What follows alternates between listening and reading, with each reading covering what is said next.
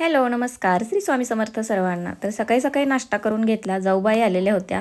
तर एक लग्न होतं तर तिकडेच जायचं होतं आणि हे पैंजण आणलेले होते भाऊंनी म्हणजेच तासगावचे जे भाऊ आहेत तर त्यांचं ज्वेलर्स आहे तासगावमध्ये. तर ते गावी येणार होते म्हणून त्यांना घेऊन यायला सांगितलेलं होतं. एक चॉईस केलं पण ते माझ्या साईजचं नव्हतं म्हणून मग म्हटलं पुढच्या वेळेस येताना दुसरे घेऊन. त्यानंतर सगळेजण गेलो होतो रानामध्ये शेंगा गोळा करायसाठी. तर शेंगा गोळा केल्या आणि पटकन येऊन आवरलं. तरी सुद्धा लेटच झालेला होता. गाडीमध्ये बसून आमची दीदी तर मेकअप करत होती.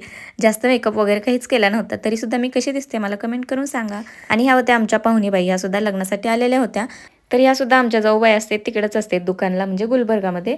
तर लास्टची एक मंगलाष्टका राहिलेली होती त्यावेळेसच आम्ही बरोबर पोहोचलेलो होतो. आणि ज्यांचं लग्न होतं म्हणजे मुलीकडच्या साईडनं आम्ही गेलेलो होतो तर ते सुद्धा गुलबर्गामध्येच असते. दुकान होतं त्यांचं आणि लग्न होतं लेंगऱ्यामध्ये. लेंगरे म्हणजे खानापूरकडच्या साईडचं आहे.